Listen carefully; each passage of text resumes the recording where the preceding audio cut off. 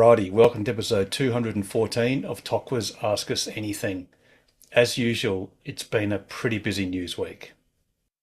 Tesla's Giga Berlin has celebrated the production of its 500,000th Model Y, just over 1100 days since the factory was officially opened on the 22nd of March 2022. And that was this week's news.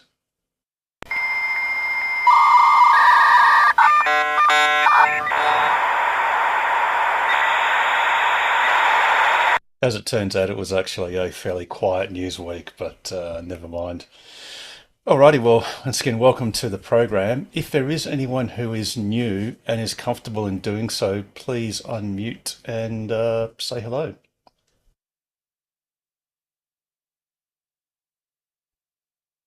Or perhaps a little bit later on in the program. Alrighty, on the eve of Liberation Day, um, does anyone want to have an opening question or comment? That's Tesla related. Has there been any signal on the arrival of the new Model Ys yet?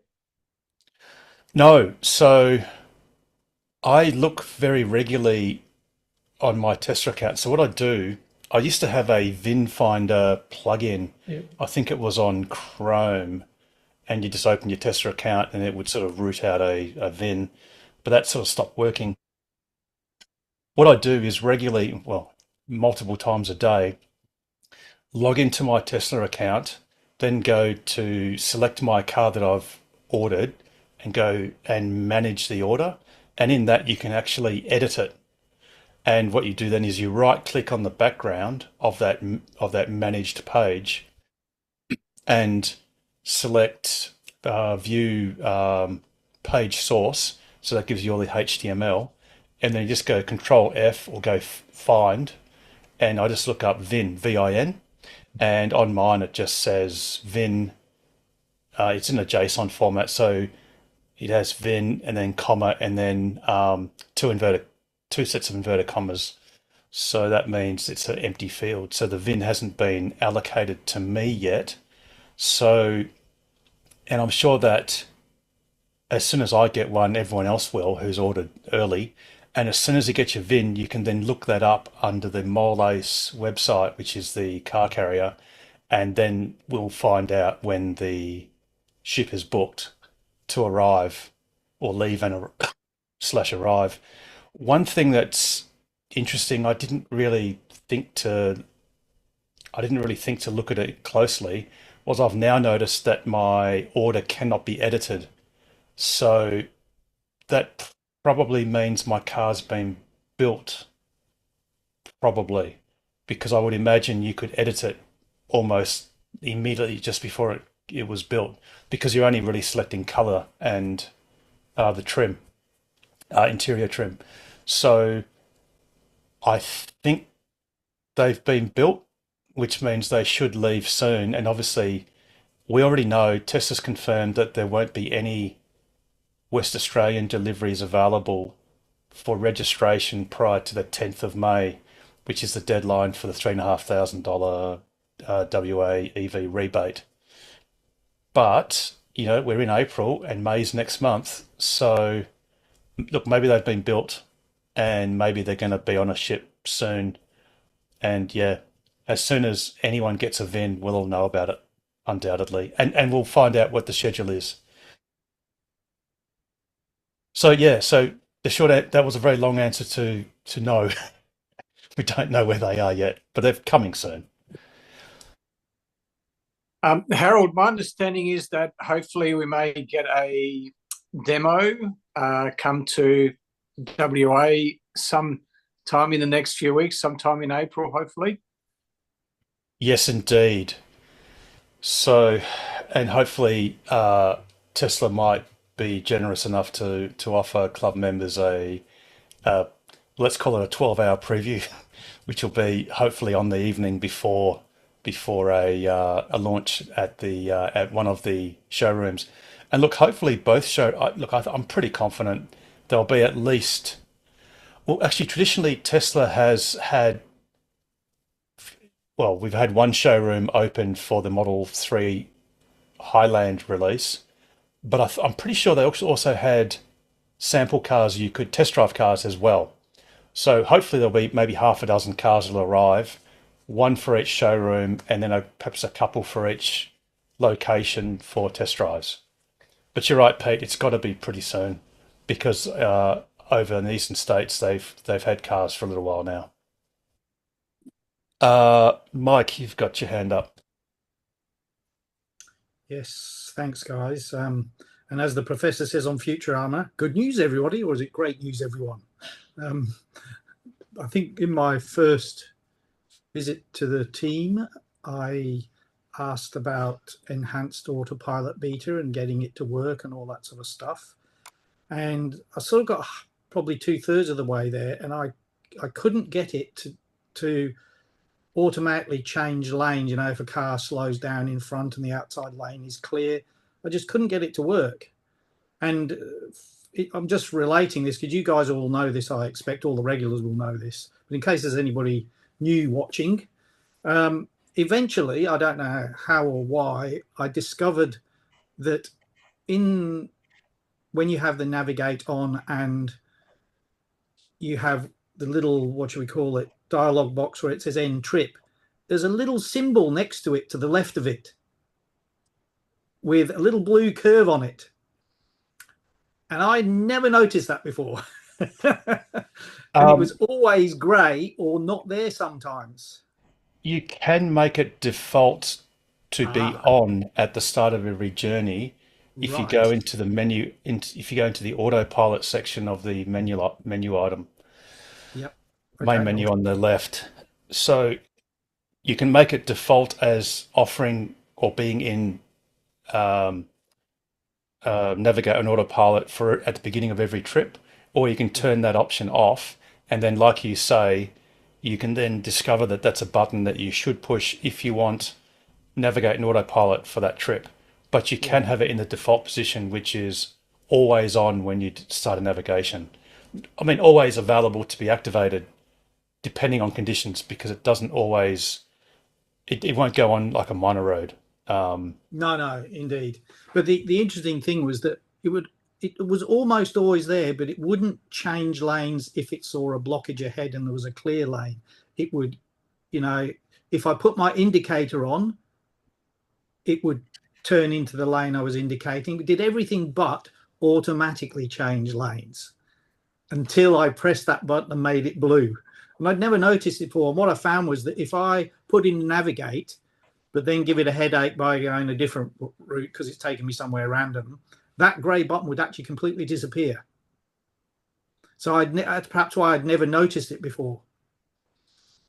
But not always, because, you know, if I'm going on the freeway, I don't usually change route on the freeway. So it's just interesting. And so, yes, you have to press that blue button. And my experience is it works pretty well. You know, if it sees a spot. What I do find, though, is it can cause, what do we call it, a Mexican standoff.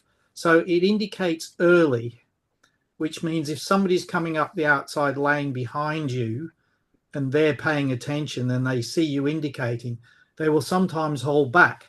And the Tesla's waiting for it to overtake, and so it's a standoff. It just keeps indicating, won't move because the car's there, and they won't move because they think you're going to move. So that's the only thing. And I think with full self-driving in America, you can get it to be a little bit more aggressive, so it'll move in and all that stuff. So I'm just relating that, and all you regulars probably know this, but just in case there's somebody new. So that was my learning for the last week. Very good. Yeah, no, and that's useful because us salty dogs that have done it many times, we don't think that that's something you'd not know about because we just don't think about it. But that's a very good point. So it's useful to let people know periodically these little quirky things that, yeah, if you haven't seen it for the first time or heard about it, you might be missing out. I mean, I see a depressingly high number of Teslas clearly driving around, even on the freeway. Excuse me, even on the freeway, clearly not using autopilot because they're nowhere near the center of the lane, and that's the clearest tell that a Tesla's using autopilot.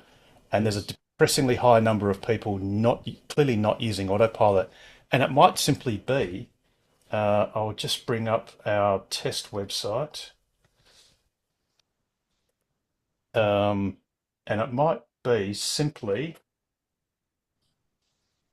that when they go into the menu on autopilot, you'll find that auto steer is off. In fact, that is the default position of that switch when you first get your car, is for auto steer, which is autopilot, basically to be off. And if you don't turn it on, it'll never offer itself as something that can be enabled. So if you're not aware of that, and I think quite a few people aren't aware of it, they just will never use autopilot and not realize that it's a thing, which is a real shame because it comes for free with every single brand new Tesla that you buy. So that's another good my tip. screen doesn't look like that, of course, because I have enhanced autopilot, so it has two options: the TAC and then the beta autopilot. And actually, this screen, this is just a whole series of screen captures Right. that's actually quite old. So Yeah. a lot of these menu items are actually now different. And this was just the first flush at doing a live menu. It's basically like a simulator, but it's a lot of things have changed since then. But anyway, it's just an example. So Harold, you've paid for your full self-driving. Do you have like a third option on the right or anything after the first two are TAC and enhanced? To be honest, I can't remember. I haven't Oh. played with it for quite a while. Paul, Viana, you're in your Tesla. What have you got under autopilot in your menu? For those that have paid for the full self-driving, I guess. You're muted, Paul. I thought for once I won't leave it just on. Sorry, yeah. I've just got TAC and auto steer because I keep buying the shares. So That's full right. self So full self-driving's with my Cybertruck. That's what I'm gonna get. I think it's Yeah. still autopilot, and I think Mhm. under autopilot you still Yep. have an option to go inside that and then do further tweaks, because you can turn on navigate in autopilot and other things. Yeah, if you've got that. Because If that you've got pops it. up when we get the free trial every once in a while, that all populates in there and then I've got all that and then I get used to it and then go, "Ooh, is it worth 10 grand?" And I go, "Nah." Just as a final thing, I've been keeping an eye on the software side a couple of times, and I haven't got a larger package at all yet for whatever reason. And I know some of you have. And I did notice, though, that you might remember I've been having this issue with some of the speed ratings, but the section below the bottom right corner package is to do with maps. And it actually says update false, which is interesting. So I don't know whether that means an update won't update, and maybe it should have, and maybe that should be flagged to true, or whether it's just because there hasn't been one. It's a 24 version last, which I think is correct. But it's interesting. Navigation has been updated, so there's a 2025. I only got it just a few days ago. Right. And one of my kids also got it, I think, yesterday. Okay, I'll have a look after or tomorrow and see whether anything's changed. It's just interesting, you can see what's there and the others make sense, but this one under the maps in the bottom right section, it says update false, which suggests to me that updating might be off, and maybe that's why I've been having some issues. Oh. But we'll see when I get my appointment. The guy should be able to easily fix that. It's excellent Tesla software quality control, and it's evaluating a number to false. Yes. Not that any of us who've written software before have ever made a mistake like that. No, not at all. Indeed. In fact, my wife's, I looked into, that's the problem with service mode. And please bear in mind, feel free to look at service mode, but resist the urge to play with certain things, such as reset certain counters, or there's a lot of stuff you can do that's not great for your car, and you might need to get Tesla to help you out if you push the wrong button.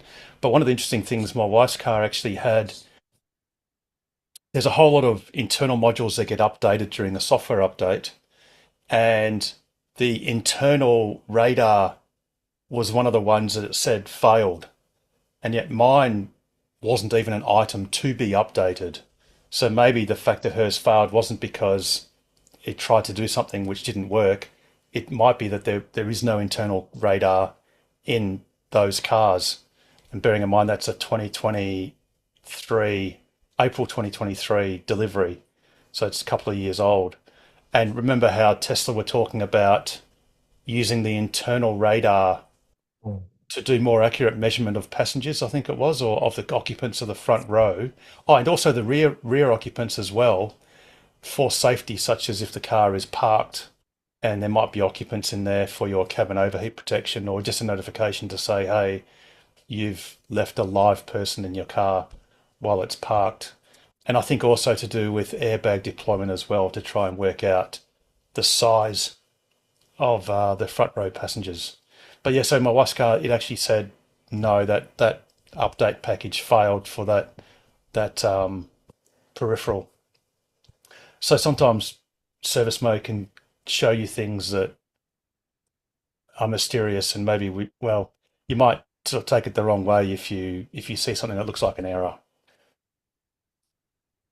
But anyway, alrighty. Any other questions or comments? Which there should be lots at the start of the program. I was going to say, with the navigation data, because I got that updated as well. I went and checked a few of the spots where it likes to tell me the wrong speed limit, and it hasn't changed. So just to let you guys know, unfortunately. Yes, I- we got to wait at least 6 months for the next one. Yeah. I had an incident recently since just after the update. I haven't tested, I don't drive a lot, I don't be able to test a lot, but the speed drops from 110 to 80 to 60, and it did all that. And then as I moved into a 50 zone, it went to 110. And that I drive through that section, when I drive through that section, so once a week or so. And that's never happened before, and it launched. And I was like, what are you doing? And looked down and saw, it set the cruise control to 110. So it actually Good. reset it up to that speed. Yes. Yep. And I've seen, launched. Yeah. Sorry. I've seen that on the Manning Road off ramp. Yeah, this is going into Byford Yep. on the Southwest Highway.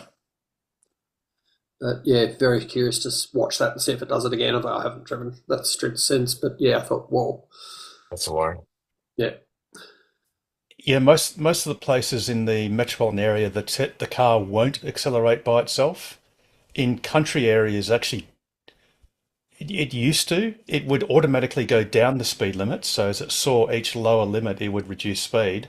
And then it used to be as you went out of the towns, it would then, provided you haven't disengaged autopilot while you're in the town, Yeah. Sorry. it would automatically then go back up the speed limits. But I found in the last, I can't remember, 6 months or so, roughly, it stopped actually doing the automatic increases in speed in rural areas. But I have seen, Ryan, what you said, where you'll be driving in a 60 zone and then or 50, and then in certain places, and it will then just alter its tack speed or autopilot tack speed up to something quite high, like 100 or something. Which is, you're right. You just got to tap the brakes and disengage Yeah. autopilot and start again. And I think I've found that it will go back up the speed if you haven't intervened. So in that scenario where I let it go down, then as you say, as you come out, it will then go back up if you haven't adjusted it yourself to do. So that's what I've found so far. But yeah, it's very, I think there's a lot of rules as to when it will do it, when it won't do it. I think multi-lane highways, I heard it doesn't do it. Single lanes it does, but yeah. But no, something Yeah, it's certainly interesting. Something else that's come up, I don't think we mentioned it last week, was that with the later version of software that we've either already got or we're about to get, if you put your foot down to override the speed limit that Yeah. is in autopilot or even in TAC actually. And if you put your foot down to go faster, particularly in cases whereby it's got the incorrect speed limit, and you, like say, it might think it should be 80, but it should be, but it actually is 100. If you put your foot down, and you can actually simulate this when it even knows the correct speed. So you just use your thumb wheel to change the set speed to much less than what you want to do.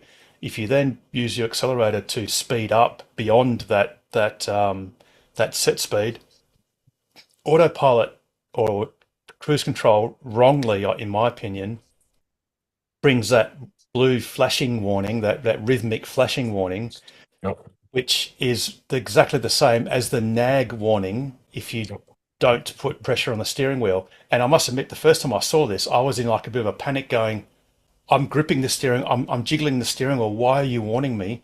And for the first time I did it, I then just clicked off autopilot so I didn't get an infraction. Because if you get 5 strikes, you get Your sin bin. holiday or something like, I can't remember what it is Yeah. now. It's a number of days holiday from using autopilot at all.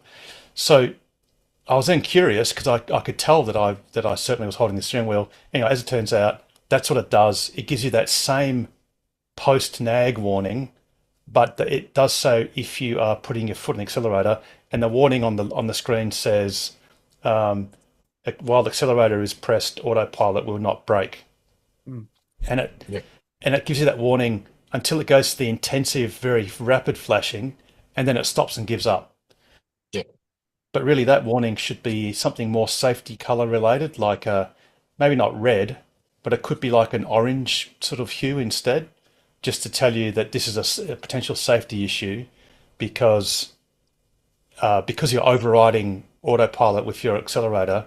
It won't do automatic braking, say, if there's a car in front, well, I've never tried the experiment, but you probably might end up in the back of a car if you just kept the accelerator on, unless the car implements some last second emergency braking, but I'm not sure about that.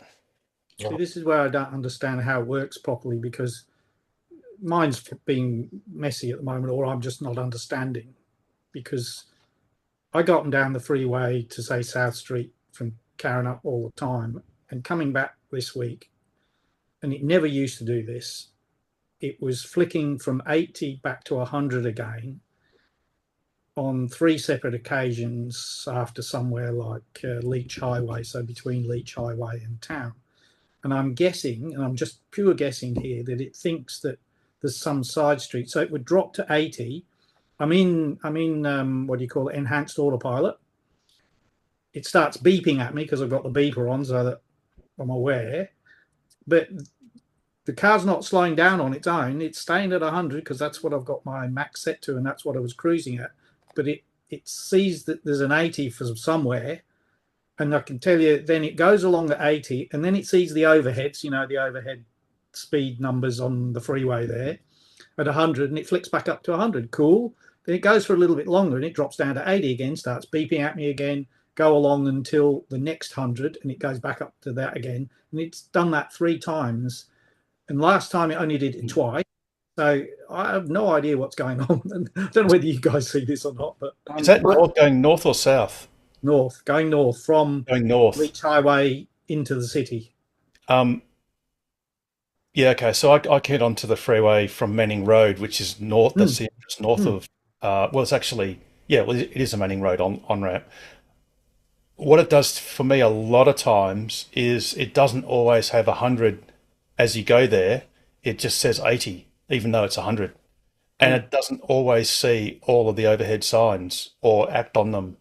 And then some of those automatic signs, the overhead signs, sorry, have a small normal standard speed sign to the lower left of the overhead signs where the concrete barrier is that says if lights are, something like if speed limit signs are off or something, or not powered or whatever, this is the default.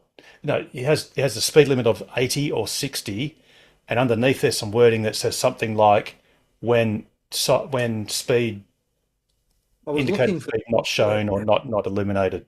Yeah, Yeah. yeah. Which I have to the look more carefully next time. yeah, and the car has a general policy if there Mm. is small print under a speed sign that it usually ignores the speed sign because it's usually a conditional speed sign for Mm. things like heavy vehicles or whatever. But I mean, Yeah. having said that, I've come down Albany Highway. I forget what that does when it goes down Kalamunda Hill or whatever. And for trucks, they've got to do 40 or 60. I can't remember. Something like that. Maybe it's 40. And sometimes, even though it says for heavy vehicles greater than 7 tons or whatever it says, the car will sometimes pick up on that sign and decide that that's its speed limit sign. So clearly, this optical thing is far from perfect. Be interested to see, because they must have signs like this in America, and yet full safe driving over there, everybody's saying it's really working well, you know, and so they must have stuff like this. But make no mistake, Oh, I know. FSD supervised has nothing whatsoever, no resemblance Yeah, whatsoever. The only thing that FSD supervised and autopilot has in common is they are executed in Tesla cars. Everything else is completely different. So, like well, now it's becoming fairly common. Please don't think if you're using autopilot that FSD is just a linear progression from that. It is completely different. Yes. We are It's a all cunning going to plan. be shocked. We're all going to be absolutely shocked and very much pleased when Yes. FSD supervised finally does come. And rest assured, it's all but certain that even if you haven't paid for FSD beta in your car, all Teslas that are capable will get a month or so free go. Obviously, to entice everyone to fork out some money for it, or maybe they'll have a subscription service. Yes. Yes, I think it's part of. Oh, I'm sorry. sorry. I was going to say, I think it's part of a cunning plan to make FSD look really good when it comes. I know it is very good. It is. You just got to look at the videos in China, and Yes. what those Chinese people do is it puts the Americans to shame just quietly of the adventurousness. Shane, are you going to say something? Yeah, yeah. Hi guys.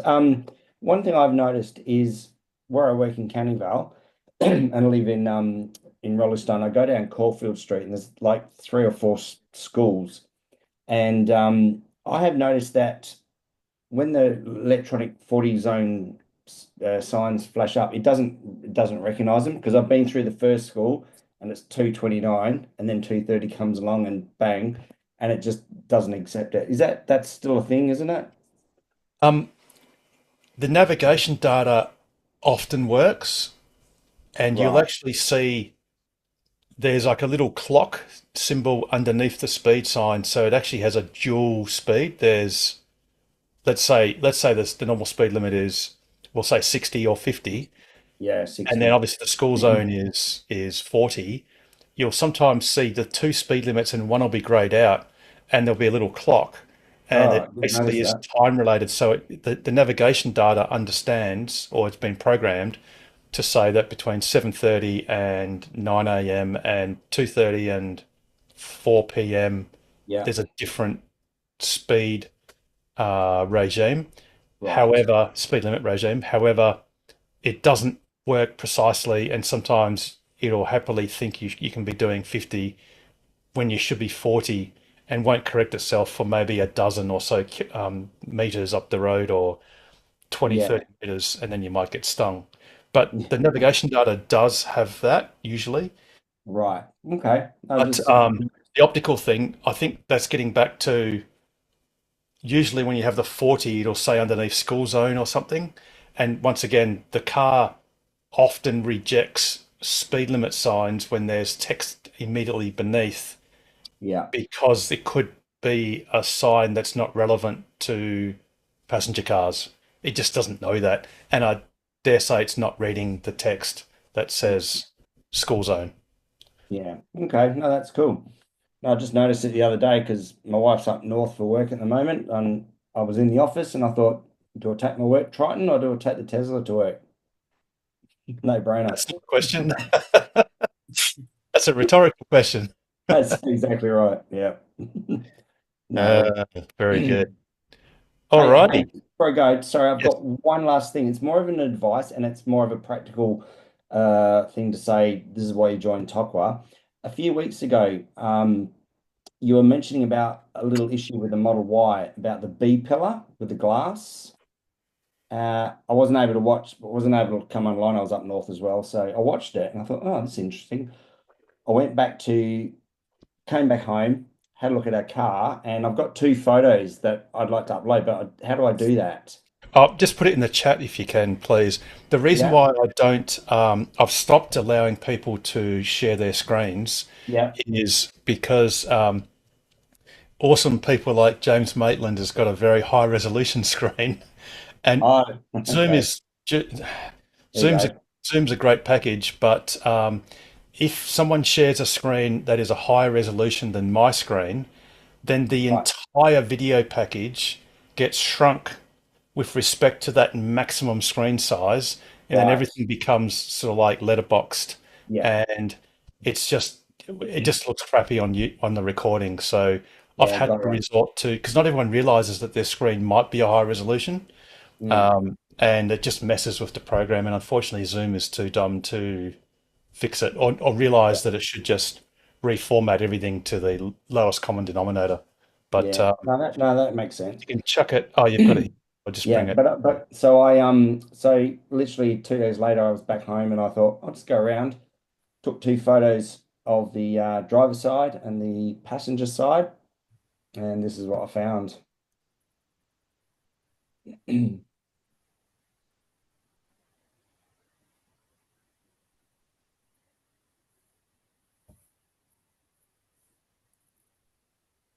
Not working.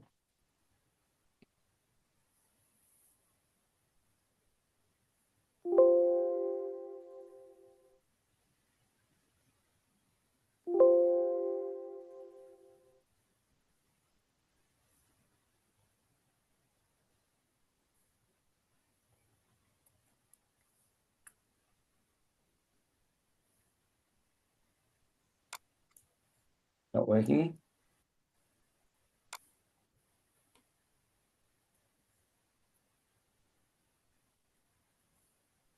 I think you're muted, Harold.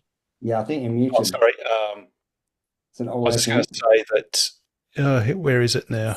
Oh, here we go. Yep, this one. Driver's side B pillar, Yeah. and I'll bring up the. So that's the one that gets used the most. Good. Looks good. Yep. Okay, 2 seconds. Super slow.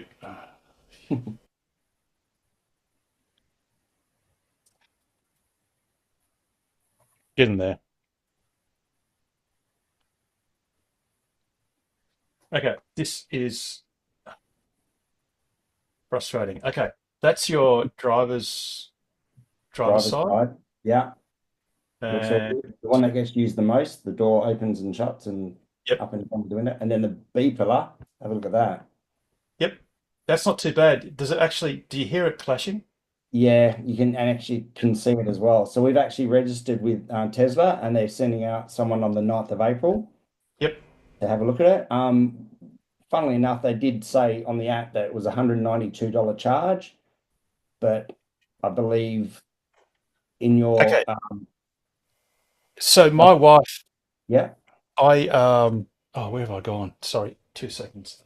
that's all right. Okay, yeah, so I noticed it on my wife's car, and Yeah, I put in a service request, and Ben came out. He's the mobile technician, I think it's mobile. been for us as well. Yep.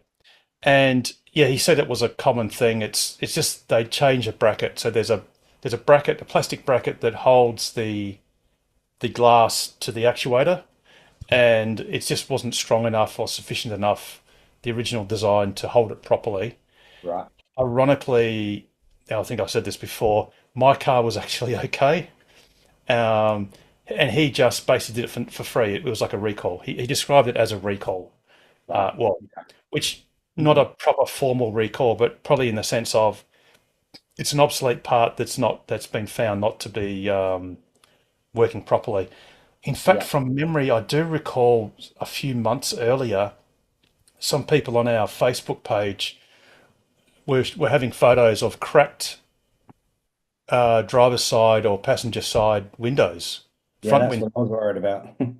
Yeah, and I I think some of them had been invited to actually pay because I don't know if Tesla had actually realised that's what's going on. Um, but now Mm. they do know. So Shane, I dare suggest, I mean, your car's probably still under warranty anyway. Yeah, it's 2 years Um, old. is it two on the nose or is it? We got a little, or when you got a Oh, little before thing you, on February to say congratulations on having 2 years with Evie. I think you should, if you look under your car detail, Hmm. if you can do it on your app, It's on but your app at the bottom. I think don't normal cars have a 4 year Yep. 80,000 K warranty? Yep. Yeah, Yeah, we've okay. done we've I don't done know. 20. Oh, you'll be fine. Mm, So you got a 4 year warranty, Shane. So it's Okay. it's defective because the glass isn't maintaining alignment, and that's not correct. That's not right. And Yeah. if it keeps moving in that direction, which it will eventually clash and break. So yeah, no, that's it'll cost you nothing. Um, Yeah, cool. I, But I also at fear the same it'll probably time, be, sorry, I just want to say sorry. at the same time, this is why you joined TOCA and membership and you've got all that knowledge. Because I didn't know anything about that until I watched the video a couple of weeks ago. So thank you, TOCA. My car is only 2 years old, but out of warranty. It was out of warranty after 9 months because it had blown past its 80,000 K limit. So I fear that Tesla might invite me to pay to have that item changed. But I guess I'll man up and put in the service request and report back. Who Yeah. knows? No, Um, all good. Thanks, guys. no worries, Shane. And like I said, look, it's just one of the things that really this club is just a group of owners, and we're all sort of in it together.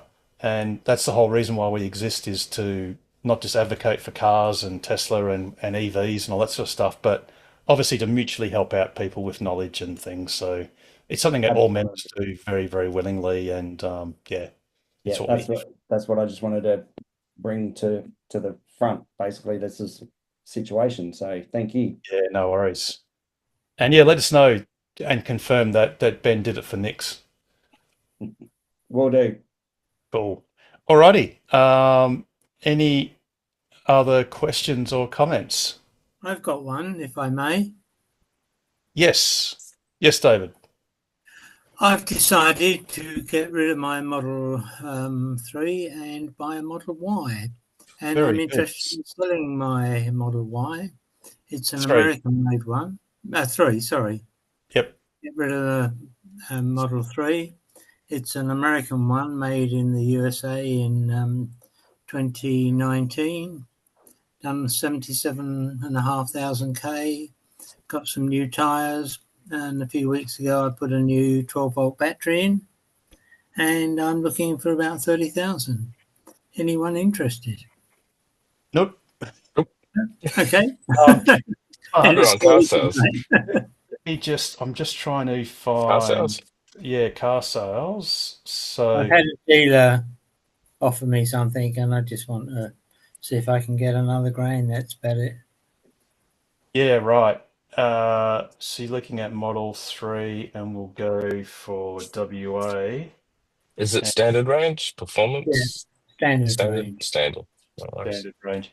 Okay, there are In 50 in cars Paupers Pearl. in car sales, and we'll go from lowest to highest. Okay, so the good or bad news is that the cheapest is 33,888. Clearly, that's a dealer. Must be a dealer. Oh no, it's private. Interesting. So that's the cheapest, and that's a 2021 Model 3 with a bit more Ks. And then you can I just recommend you go to carsales.com.au and have a look Yeah. at who's who in the zoo Mhm. and see what the prices are. And look, you could list your car there, or look, to be honest, if you're only looking for another $1,000, you got to weigh up whether you just take the money and run, have a clean cut. Yeah, you always feel burnt that you might have gotten more elsewhere. But I hate selling cars. You do the classic, someone gives you an insulting price and you say, no, I'm not going to take that insulting price. And then a month or two later, you take a few $1,000s less than that price. Yeah, I know. Feel fairly grateful for it because you're sick of, waiting. So, um, Has it got enhanced autopilot or FSD paid for on it, David? Sorry? Has it got enhanced autopilot or FSD package purchased? No. It's the basic one. It was expensive when I bought it. Oh, I bet, yeah. yeah. Look, I dare say the best way to approach it is you've had awesome use of it thus far. You get yourself into a vastly superior car that's coming soon, hopefully in the end of May or in June. Or unless you've already got it, David, did you already get a current Model Y? I've negotiating on a current Model Y, and the pricing is, I think, quite attractive. Oh, okay. Yep, 58, awesome. 59. There's a state government rebate which runs out in May, so that eases the pain a little bit. Yes. Yep. There's 350 loyalty support bonus. So yeah. Yeah, fantastic. No, that's good. And look, to be honest, I'm just slightly biased. Well, not biased. I'm just, in my humble opinion, the Y is a more comfortable car to sit in. I must admit, as I'm getting older, I'm finding the 3 is a bit low. Yes. Yeah, lovely to drive, lovely to be in, but to get in and out of, it's just not quite as easy to do that than a Model Y. And I can't get my bike in the back, and it'd be useful if I could get my bike in the back and just things like that. Yeah.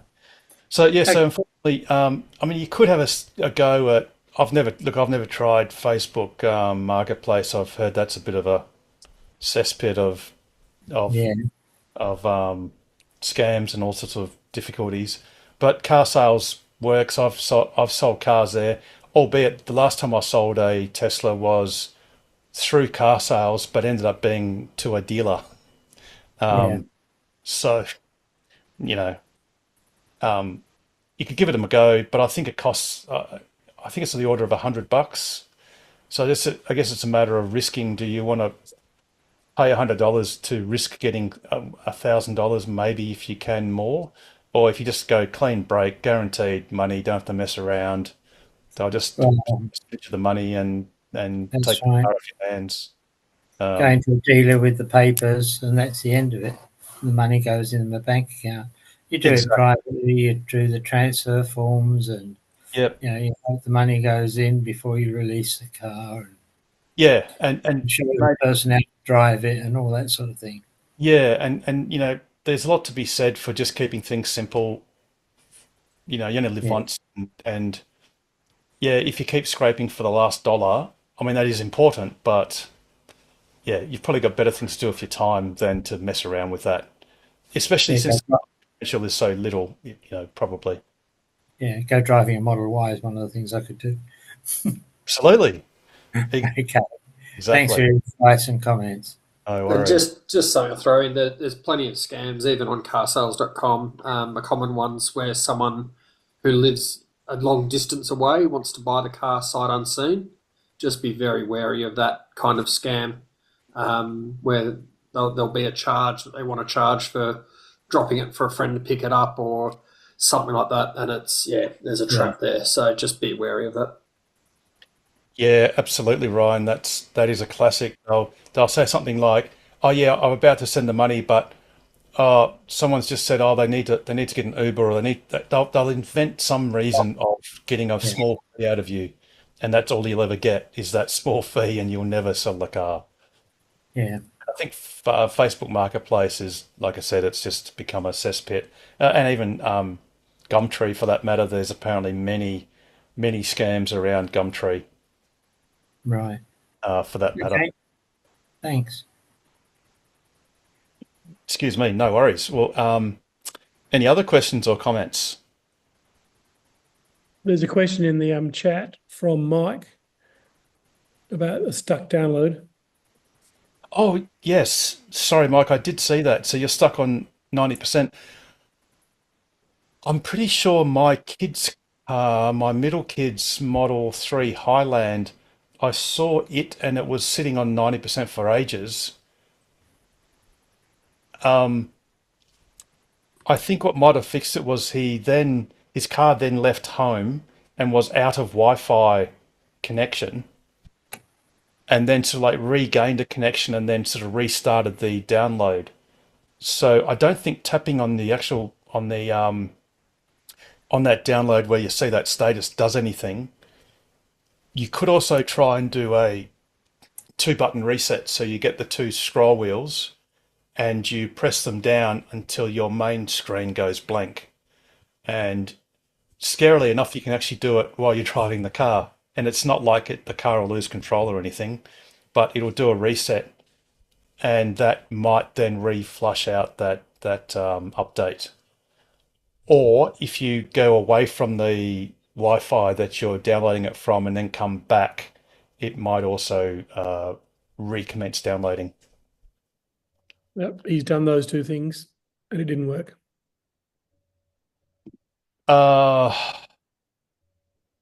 Sometimes it just takes time. I've had an upgrade just take days, and then one day I come back and spontaneously it's offering it. I think it's the vagaries of your internet connection and a few other things. If it gets to a particular point, it gets a bit grumpy. But I've never had it not work it out. So we just have to be patient. And there's nothing show-stopping in any of the current updates anyway, so I wouldn't be too stressed about it. It's not like there's a major safety update or anything that there's pending, so I wouldn't stress about it. I think my kids took 2 days because I noticed it, and then 2 days later it had finally been ready to be installed. And you're right, it was definitely one of these. I don't know if it was 90%, but it was quite a high. But actually, I think it was 60. It was sort of stuck on 60, and it just seemed to never really move off 60% for a couple of days. So maybe just wait a day or two. And if it's still the same, notwithstanding that, like Ken said, it's a nothing update. Well, nothing that's interesting to us or useful to us, should I say. But you could always just register that as a service request. And what you might find is some of these service requests, someone in the back office will review it, and then they might just push a resend for firmware to your car, and it'll just work. And you'll never really know whether it was going to work anyway, or whether someone actually did do something in the background around your service request. And I think from memory, the service request just sort of disappears, or they'll send a message that says, "Oh, it's been resolved." So give that a go. Give that a go as something to try.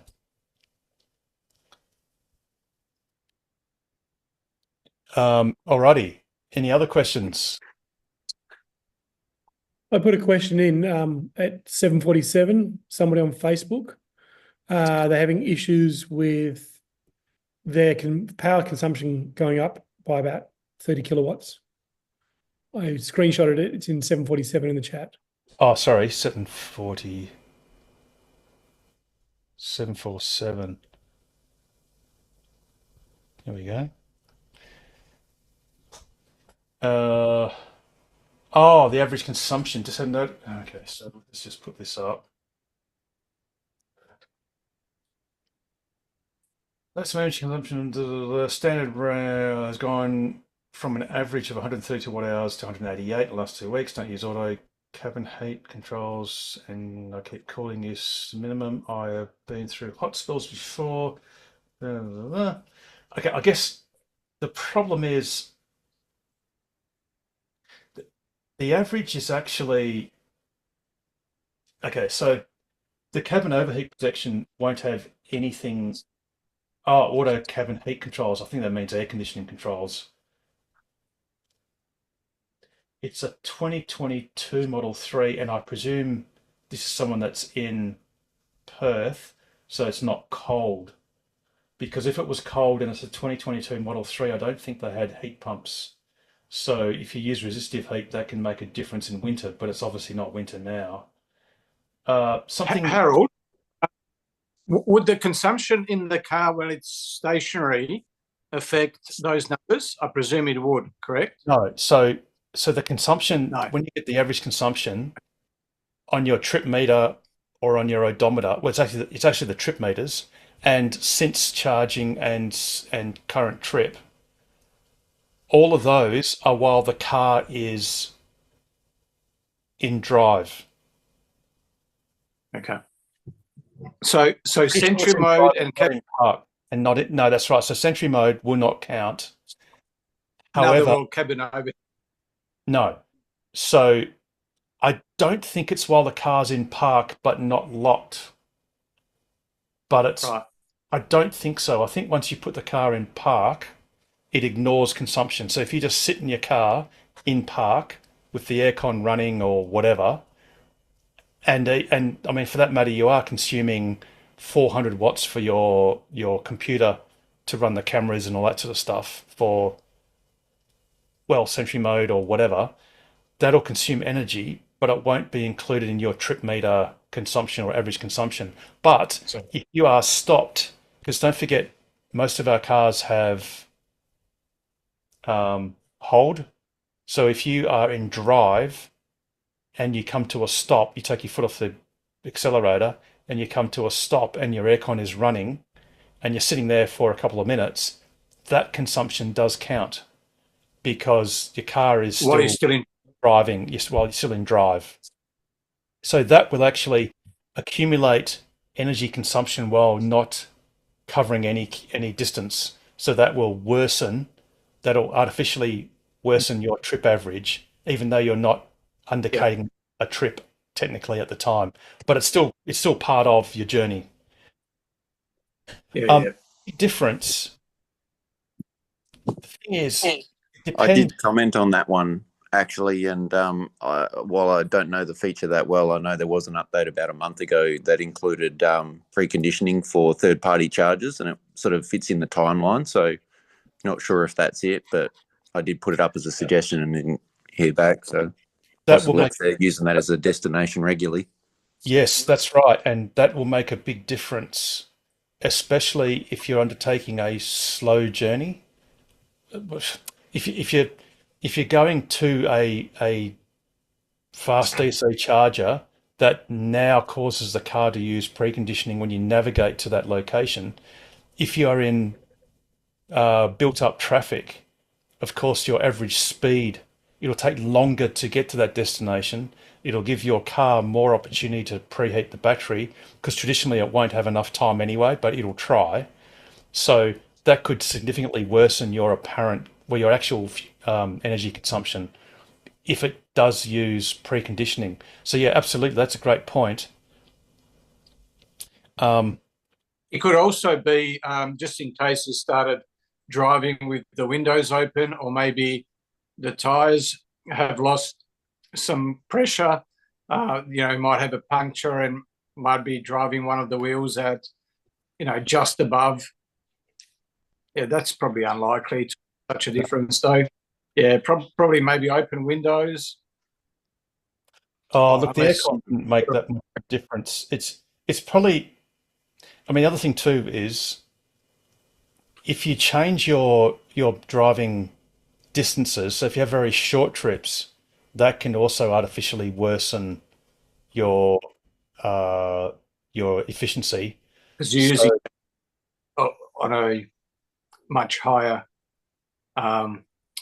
level than you would otherwise, because if you're doing a 100-kilometre journey, you've only had to cool down the car once. But if you do 10 100-kilometre journeys, you had to cool down the car 10 times. Well, that's right. And it's not just that, it's the fact that on a longer journey, you sort of just the process of getting up to speed and then going, so what if you do that once, it has a more of a over that short distance, it has a more of an effect than if you're doing a longer journey where you haven't done that as often or whatever. It's yeah, and you're right, Pete. If it's hot and the aircon uses a bit more energy to get down to temperature, because it basically sort of goes full bore to get down to temperature. And look, there's even weather differences in weather, so it's not just the air temperature. It can be if there's like cloud cover, you can get an outlier effect of it not needing as much energy to cool the car down or maintain the temperature. There's lots of different effects.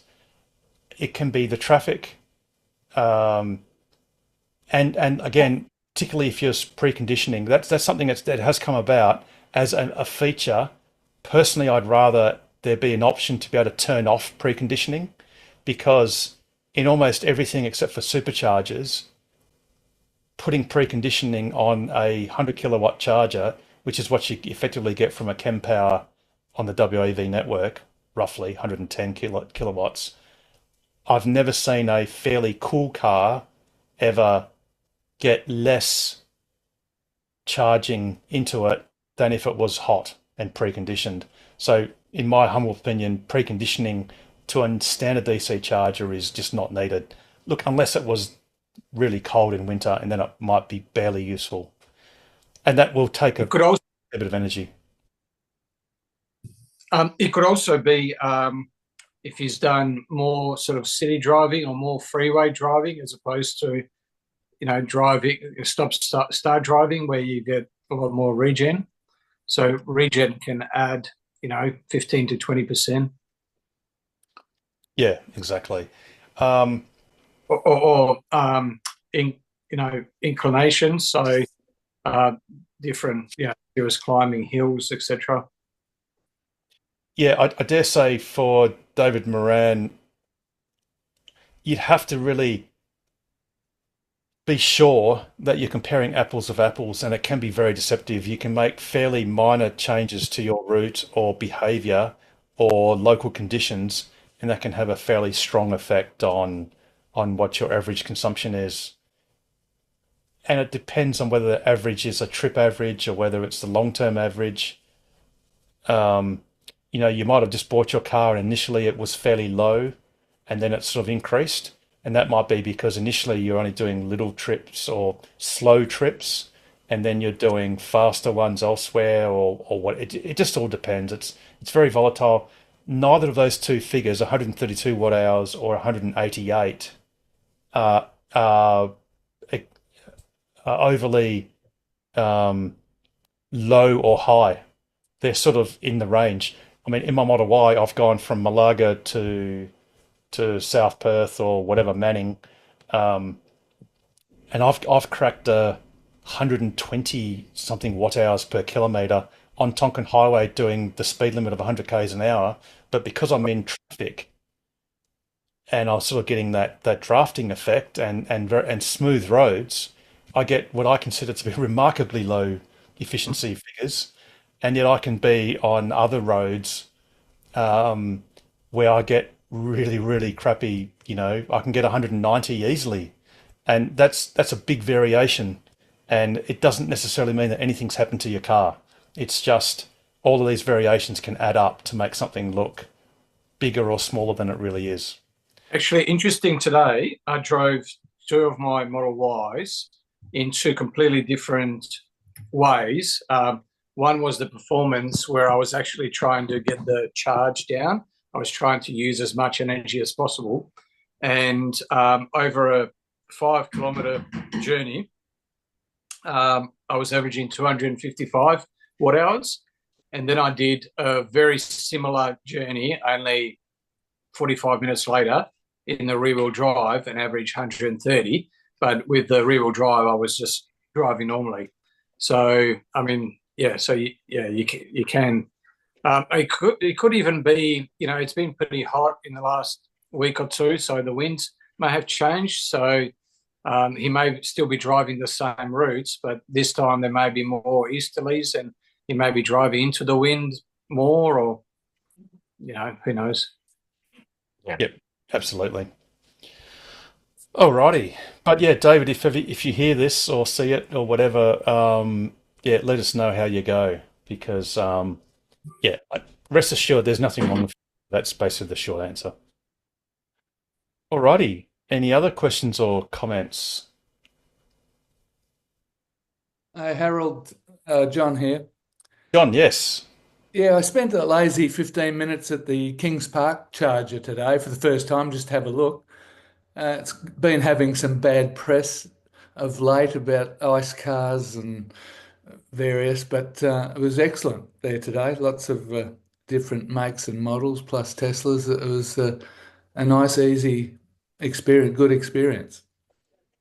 It is. It's a great site. I mean, it's really central and surprisingly easy to get to in any direction. It's you can be going from the south of the river northwards, or from north of the river southwards, and you can quickly dart off to Kings Park, regardless of which direction you're coming from, or even from CBD.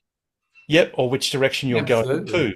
So you could be coming from south of the river, back to south of the river, or south to north, north to south, north back to north.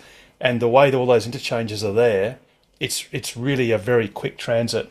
Most of the time you go past WA Parliament, so it's always good to give them a wave and say, hey, how's the other stages of the WAV network going? But while you're doing it on the way to Kings Park.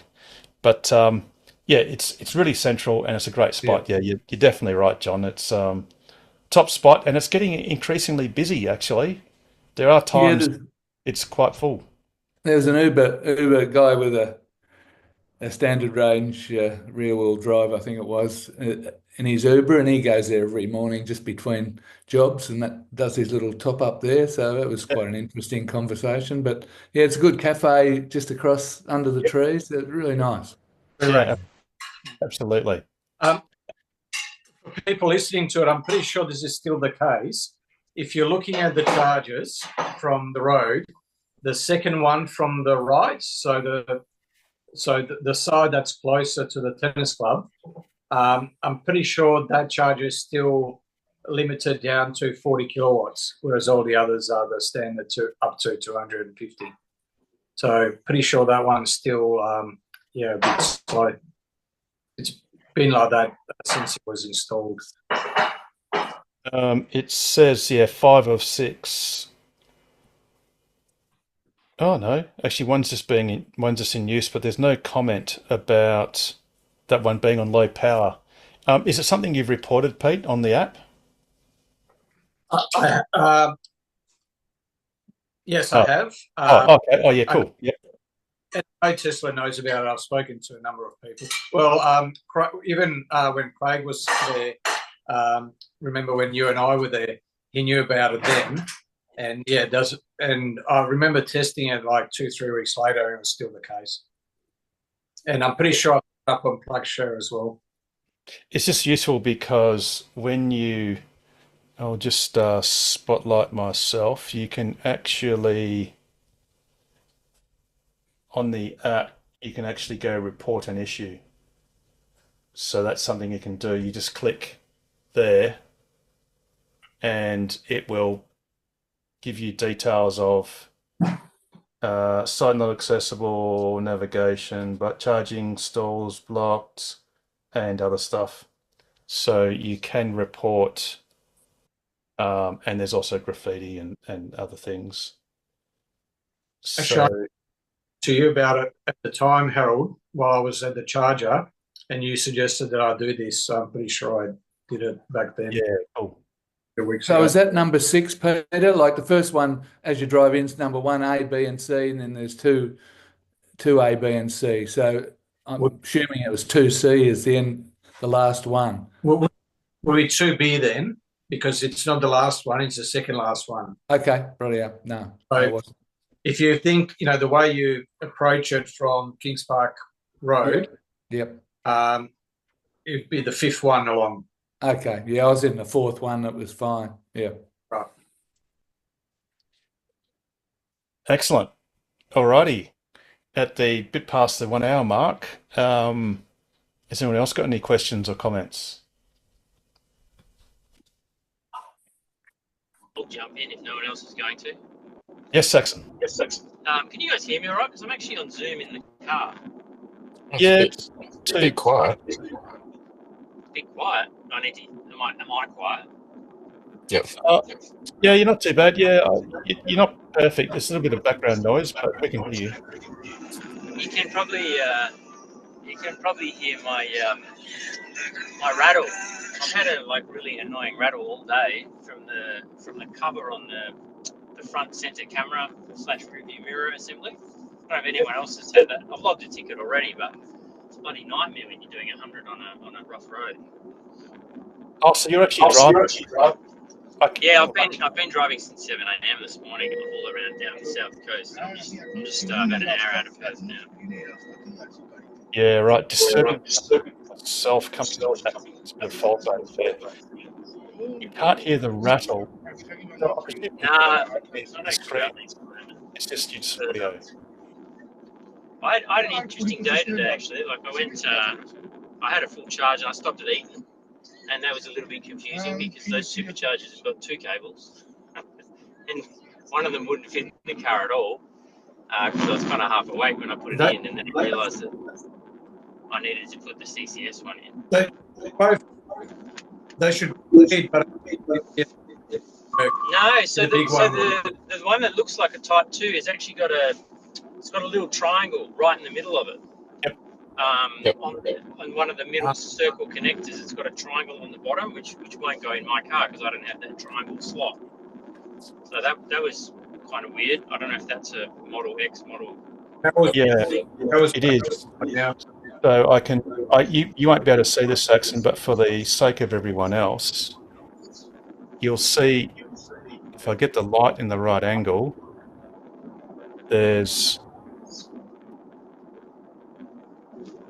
just at the top here.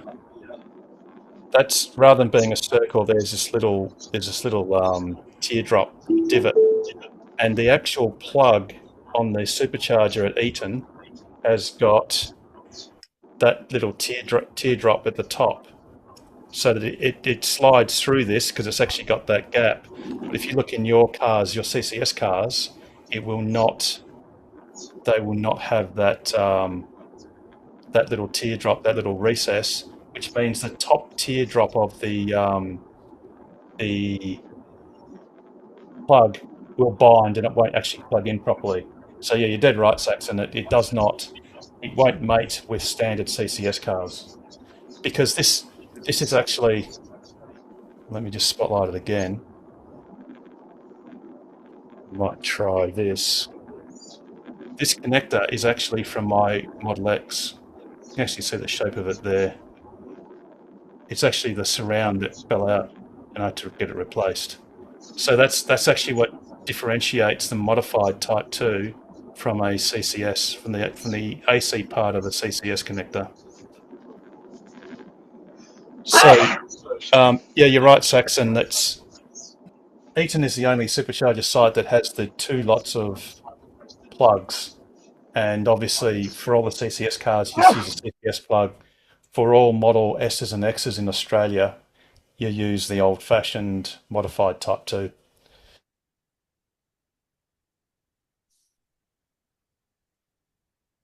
Alrighty. Any other questions or comments? I'll keep going. Go, thanks. There's a couple other things. So I actually got up at 7 this morning. I got a friend over from overseas, and we drove basically all the way down the coast, down to sort of Dunsborough, Bustleton. Went out on the Bustleton jetty.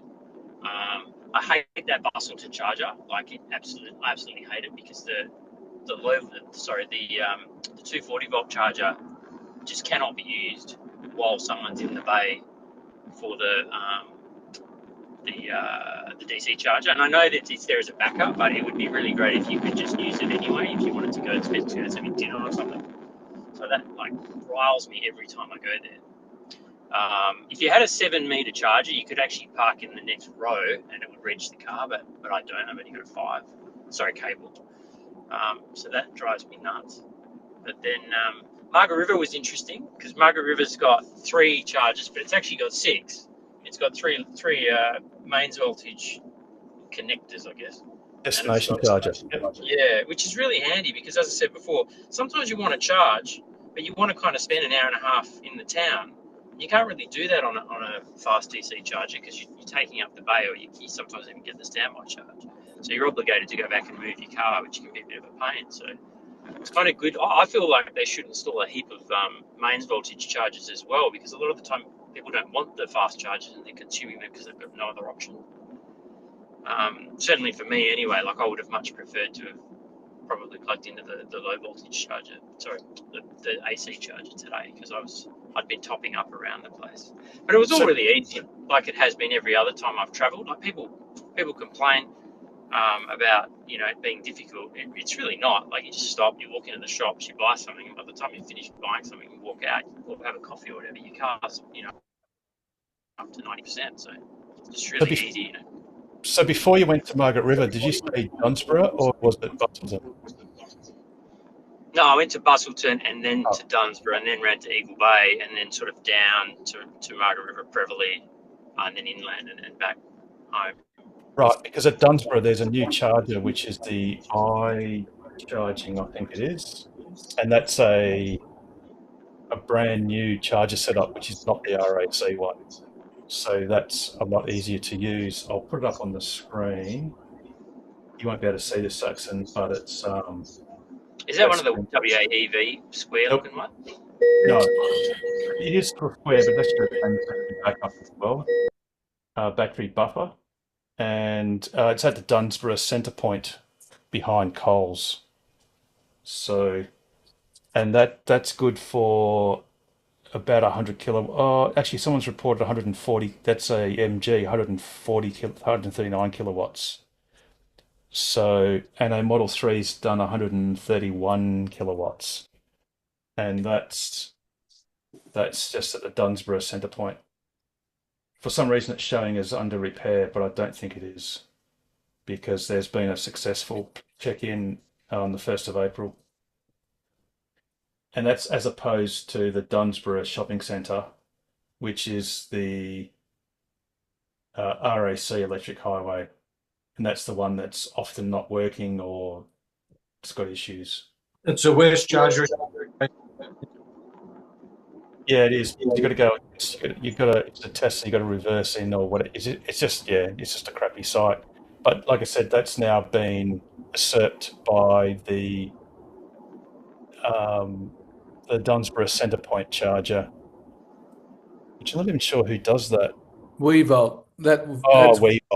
Sorry, and you can use your ChargeFox card to energize that once you sort it out with them. It's quite easy. Oh, yes, yep. So I'm just looking on the details. It's a 400 kilowatts shared between 4 CCS plugs. So that's pretty good.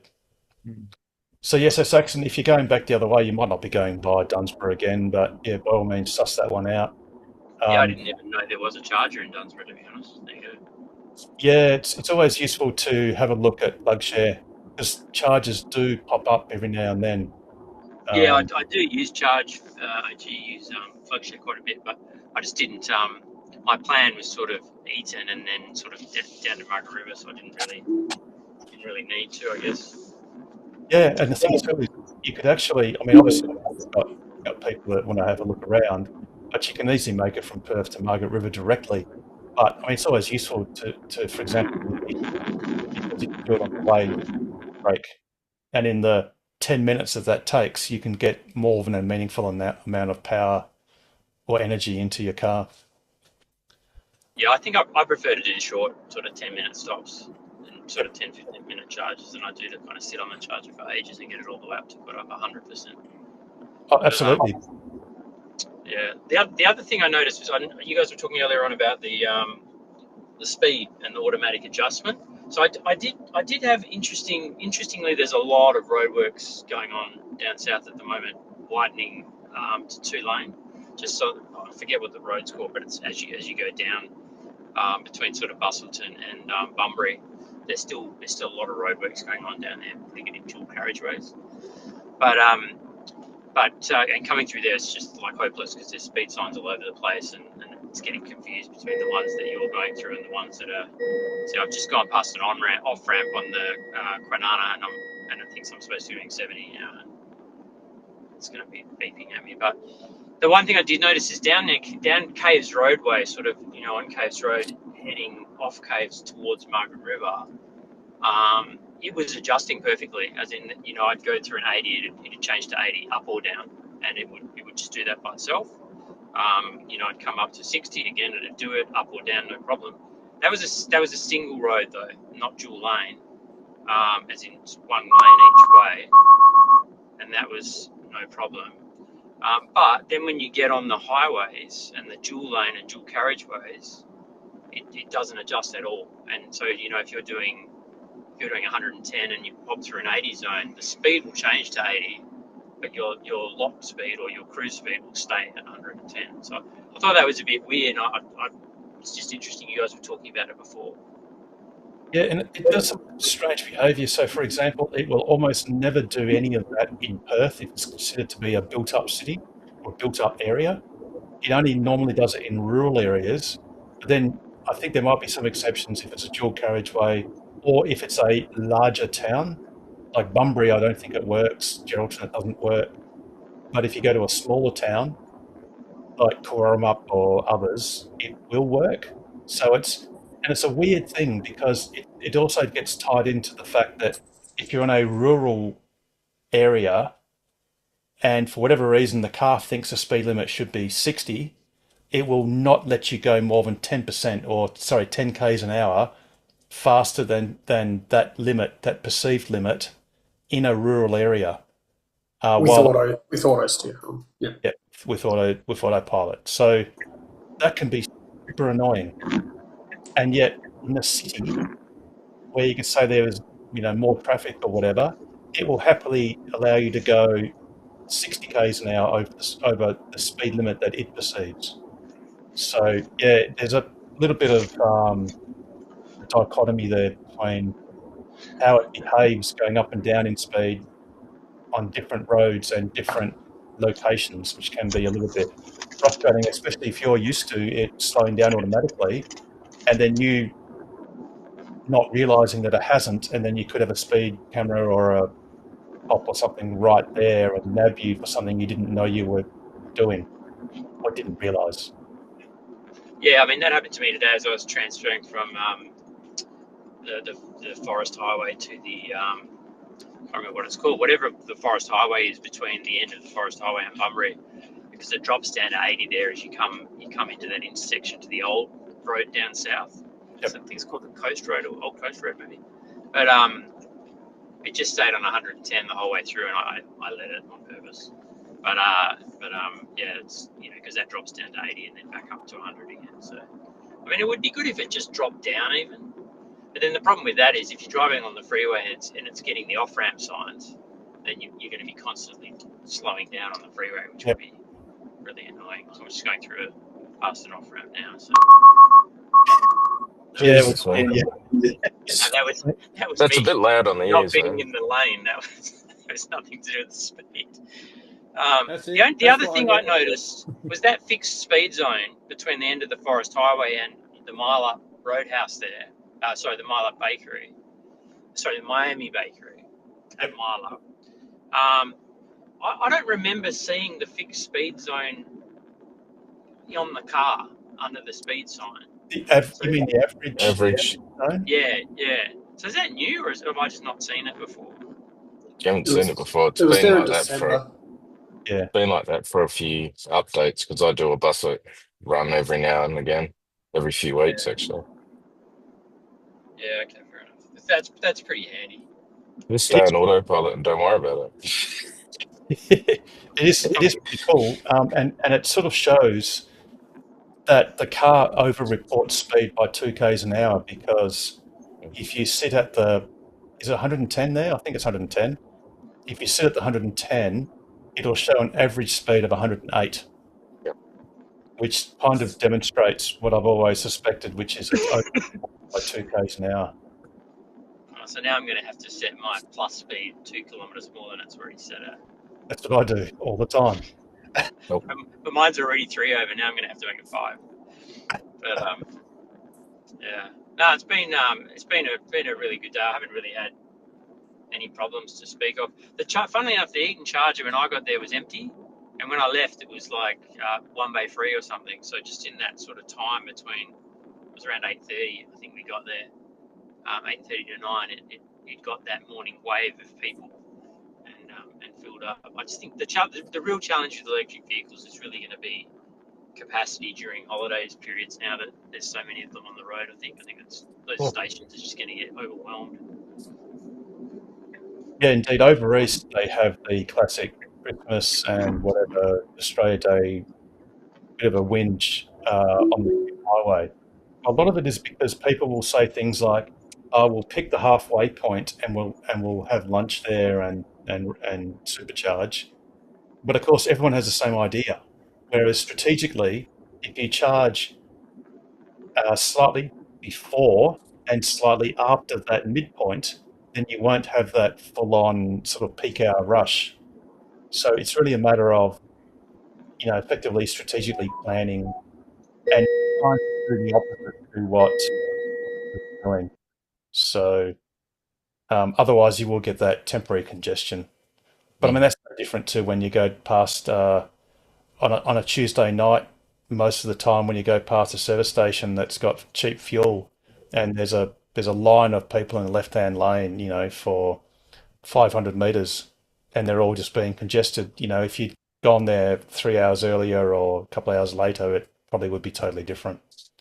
But yeah, years ago, I remember driving past, the Academy Roadhouse, and there being traffic like up the street because there wasn't that many service stations around years ago, and that was obviously a major provider, and a lot of people would go there, and it was just chaos.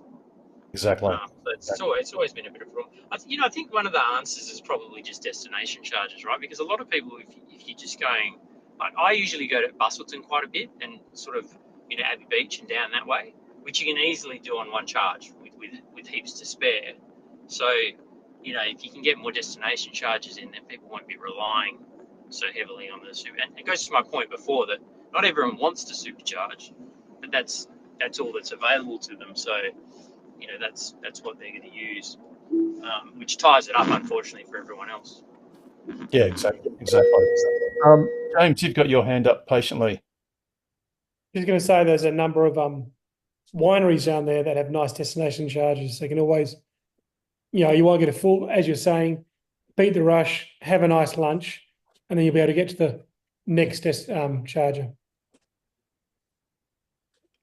Yeah, absolutely. I mean, that's a great idea. And if you spend an hour at any location, you're going to get the best part of 70, 80 kilometers of added range. And, that's more than enough to sort of get to your next place that you want to have a look around at. And if you do all these little opportunistic charging sessions, it means you don't have to spend half an hour at a fast DC location, as opposed to perhaps 10 minutes, which is all you need for a comfort break or something to grab a coffee, and then just do these opportunistic sort of tourist-based charging sessions, which is sort of quite relaxing. And as long as you're doing something else while you're charging, then that actual charging time is never wasted because it's in parallel with something else you were going to do anyway, which is a really good way of doing a road trip. Paul, you got your hand up. Yeah, something different. Yeah, it was really good last week how you guys were talking about, the skinny spare being on special. So I actually, while we were talking about it, actually ordered one. So that's all right. I do. Tarmac is sending me a check in the mail. Yeah, since I do the busso runs so often, I was just sort of like, oh, you know what? It was many, many years ago we did have a blowout, so I was just thinking I'd just don't worry about it. But I thought, okay, I'll get it. And something to note is that the tire and the kit come separate. So the kit rocked up, but the tire didn't rock up. So my wife was ringing Australia Post going, where the hell is this tire? And they go, oh, it's still at the warehouse, meaning the Malaga warehouse, because she was thinking Queensland or something. So, just so everyone knows that, yeah, your tire won't come at the same time as the rest of the stuff, but it looks pretty good, like the jack and all the bits. Well, I Which was brand waiting. did you go with? The Bromac one? Yeah. Yeah.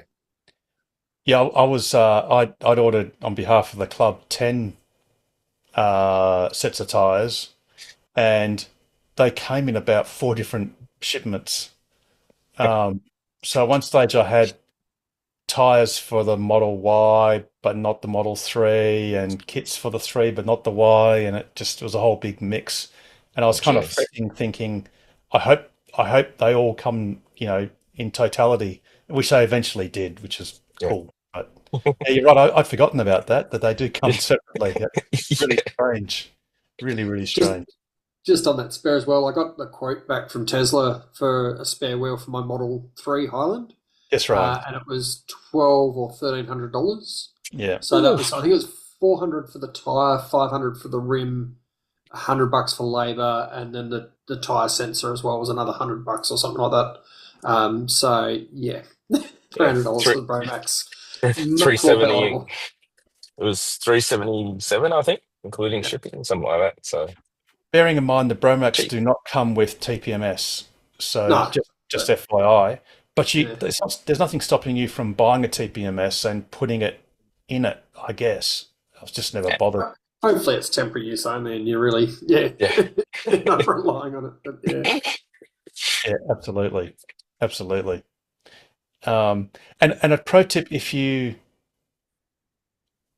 can actually, you don't have to buy like the Tesla TPMS, you can buy like a Caravan one that has an app on your phone that works perfectly well just via Bluetooth, and they're substantially cheaper. But yeah, like you say, using a spare is like an emergency situation, and the chances of a slow leak on a spare that then causes it to blow out or something while you're basically driving somewhere to get your main tire fixed anyway is pretty low. You got to be pretty unlucky. Very good. Alrighty. Well, at the 3/4 mark, any other questions or comments? Oh, James, you got a hand up. Yeah, I did. While you're talking about spares, I've just put a link to a YouTube clip about these are the spares like that Mercedes, Porsche, Maserati use. They're the ones that are smaller, but they inflate out to a normal size. And apparently they fit inside of a Tesla, a sub-trunk. Let me just... And I was reading a forum on the UK Tesla, and apparently the Maserati one is the right bolt pattern and offset for Tesla. The spare tire is right here, and inside of it we have the subwoofer for the audio system that helps save space, so we can pull the subwoofer out and plug it right there. We'll just lift that out of the vehicle. With the spare out of the car, you can see a little better what's going to happen and why they do this. Yes. This is actually an 18-inch rim. They have to use an 18-inch rim, of course, in order to clear things like the brake components that we find in modern luxury vehicles. But you notice we have a very different tire tread pattern. See if we can get this a little bit closer to the camera so you can see. This is quite different than your average tire or even your average spare tire. And that's because this has to expand and contract in order to fit in this package and inflate to normal spare tire dimensions. Then, of course, you'll notice we also have this sort of fold right here because that's where the expanding is going to happen. So without further ado, let's plug in the air compressor and get inflating. Oh, wow. You'll notice this starting to roll here, as you can see. Starting to inflate there and open up. We are just about 10 psi now. Long way to go.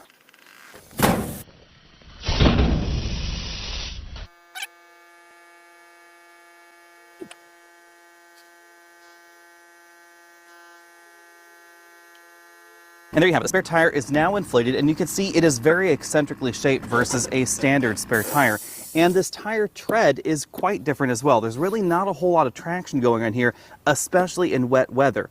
I actually had to put one of these on a Volkswagen Touareg once, and the traction stability control system was very, very unhappy in wet weather. I flipped it over so you can see what the other side looks like. Again, quite eccentric there. This is obviously not as handy as a traditional spare tire or a full-size spare tire, but it is a lot better than not having a spare at all, and that's why we're seeing this in an increasing number of European vehicles. When you're done using the tire, they include a valve stem removal tool, so you can deflate the tire to let the air out either slowly, or you can try and do it sort of more quickly if you just pull out the valve stem. You can see the way that it's curling back around, it'll soon just pop right back into position. Now it's lowering itself back down there, so the side, there we go, popped right back into place, and then we're almost deflated. And now we're back to the size where we can put it right back in the Q5's trunk. Don't forget, of course, to pop the valve stem right back in there, so that way you can... That is super cool. Yeah, I saw that. So the UK Tesla forum, and somebody did the testing and found out the one I don't know which model of Maserati it was, but it has the right offset bolt pattern, fits a Tesla. And how I much know is they're it? expensive, but the good thing about Maseratis is they blow up a lot because there's a lot in the second-hand market. Well, there's also a Maserati that's got cop badging on it that was it was in today's news, tonight's news, that was confiscated, and they're going to put it up for auction. That Oh, is cool. that is super cool, Yeah, James. because in the smaller one, it just pops into the under boot, so it's not taking up your boot space. Oh, geez, I'm always tempted to get one of those. I love how it basically pops out and then Yeah. actually how it retracts back. That is Mm. cool. That's a very good find there. Actually, I'll just put it, if we just get, just for the benefit of everyone on YouTube, so if you just go to Auto Buyer's Guide or just look for expandable/inflatable spare tire, and you'll be able to find it on YouTube. And no doubt there's links. I'll just check if there's links in the description. There probably are. That video was actually from 7 years ago. I'm not sure if James There are no links. looked like it was limited to about 80k an hour. Is that 50 miles? Yes. Yeah, it That is. right? It's 80 k's an hour.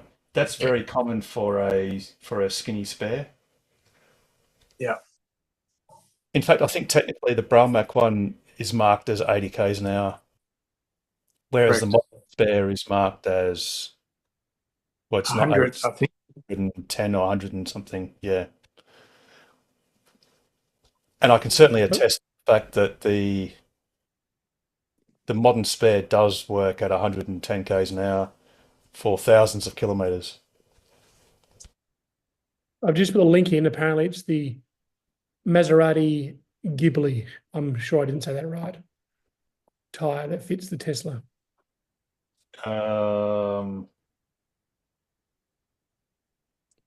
Okay, so that would be, yes, the Ghibli 18-inch spare tire. And is that a model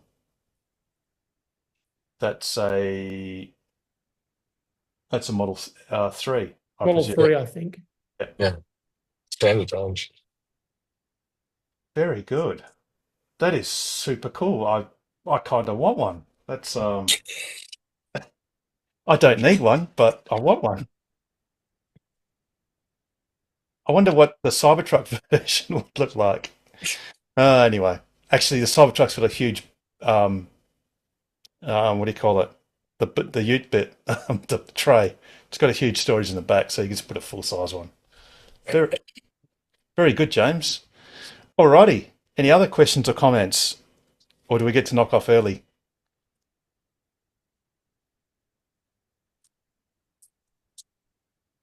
Look, I'll go for one more then. Yeah, go Finger on. on plug share. I see that what is it? Majura is out of action permanently until it can be trucked back to Perth. Yes. Yeah, unfortunately, what's happened is the generator controller is completely blown up. So there's one has been harvested from John's workshop in O'Connor, and it's being reprogrammed so it should be suitable for the Majura Pass location generator.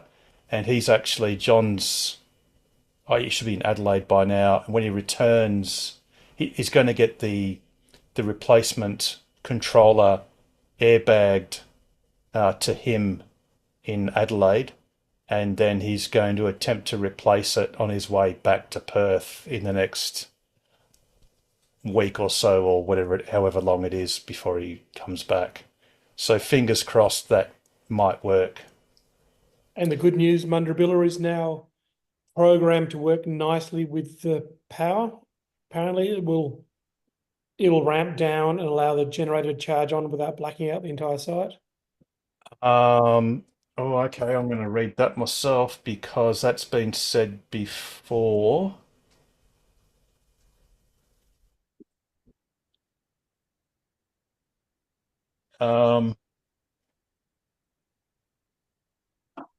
Okay, so yeah, it has been said before.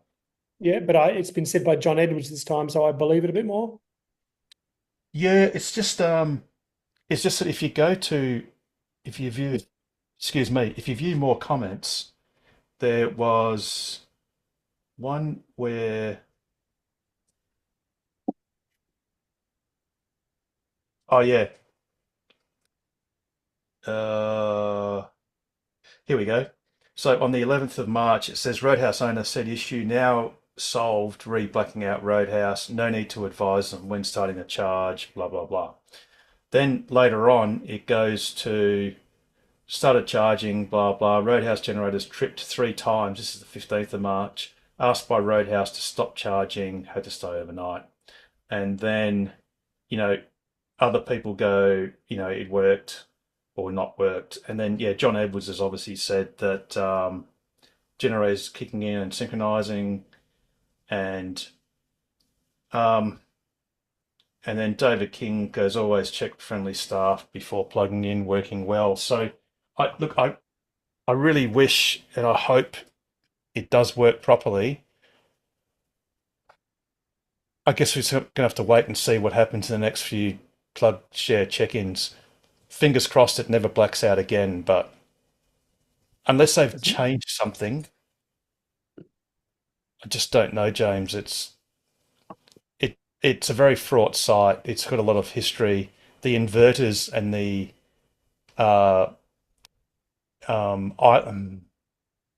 what do you call it? There's standalone inverters. There's solar inverters, and there's also the battery storage inverters, and they are all very old. They're SMA equipment that's very old. They're Sunny Boys and Sunny Islands, and they have been connected to brand new lithium-ion battery banks, but the system's not perfect, and it has got some weaknesses. And if you get some lumpy power coming in, lumpy loads, not just the charger but other things, it'll just trip out. And beforehand, it was actually the generator that was was the only source of supply, and that was always running. But now there's this hybrid version of the inverters can pull in the generator, but while the generator is effectively starting up, if the load exceeds what the inverters can produce instantaneously, it just trips out because it literally cannot produce the power. So, yeah, fingers crossed. I really do hope. Look, I'll dare say I'll find out in May, and others will find out in the meantime. But yeah, fingers crossed. And like I said, hopefully John Edwards will be able to successfully change out that controller at Majura Pass and have that that generator running, which would be awesome, truly awesome. But sadly, no doubt the NRMA installation at Nullarbor will be true to form, and most people have to resort to using the crowd-funded Delta charger next to the laundry at the Nullarbor Roadhouse, and also if you're travelling in a westerly direction, do actually charge up at Yalata, even though it's only 25 or 30 kilowatts. 30. Because it'll still save you time, because it's almost certain that Nullarbor will not work perfectly for you for the whole lot of the charging session. So do top up at Yalata, even though its headline charge rate is slower than the full potential of Nullarbor, because Nullarbor just has a reputation for just not working properly. Paul. Yes. The first quarter production and delivery numbers are out. Oh, are they? Yes. Oh, great. Let me. Yeah, you can speak to them. Let me just bring them up. Yeah. No, Pete, just while someone reads it. Yeah. So, do you want me to read out? So the production. So they produced over the 362,000 vehicles. They delivered 333,000 vehicles and deployed 10.4 gigawatt hours of energy. So they did quite well with the energy and stuff. So there you go. And of course, the stock dropped. So I Whisper, not the Whisper, the consensus figures I think were 375. 370. Yeah, yeah. And the Which, retail guesstimates were about 350. yeah. So, So, so is it? Yeah.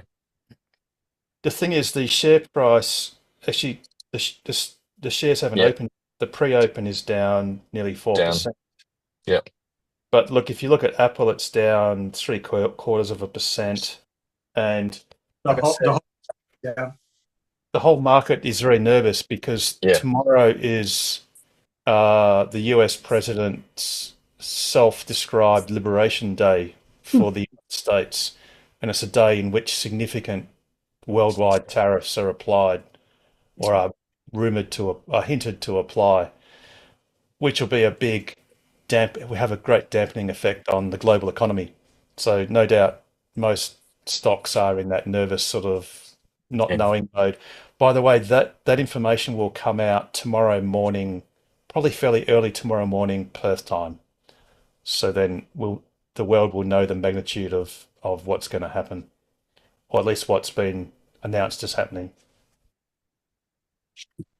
But the thing with the production is they have been greatly, in fact, if you look That's really good. if you look at the production figures of 345,000 in the quarter for 3NY, that is greatly affected by the simultaneous changeover of 4 factories producing Model Y.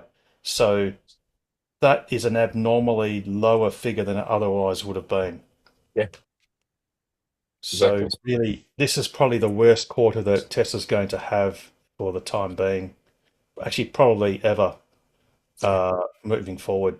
So I guess without being financial advice, people would think of it as a great buying opportunity for shares if you're on the buy side, like some are, or like me, I'm just on the hold side because I've got no money to buy. All in. All in. Not that that's financial advice, just all in. Mike, you've got your hand up. Yes, I just thought I'd say I was a bit remiss, but I finally paid me $20, so I went to pay. So just to membership, very good. Yes, because I could pay with Apple Pay, which is good. Oh, okay. It doesn't show. I went to the instructions and it just says PayPal, but when I went to the actual thing, it allowed me to pay with Apple Pay, which I prefer to do when I'm doing things online. Yes, the PayPal it does do. Some people get confused when they see PayPal, and they sort of are concerned that, well, I don't have a PayPal account or whatever. But actually, PayPal, you can pay using your PayPal account, or you can simply pay using a credit card. And obviously, Apple Pay is one of those options if your device has Apple Pay enabled on it through the browser. So, which clearly it does through PayPal. So that's super cool. So yeah, thanks, guys. And as I think, I don't know who it was earlier said, it's good because we can get all this information from you. And the best thing for me tonight was listening to Saxon going along. His car sounds just like mine, with all the beeps included. Turn them off. Yes, that's why I've turned my dings off. But in replacement of my ears perceiving what's going on, I just tend to look at the speed limit signs, the indicator speed limit more closely, or the real speed limit, because that can help.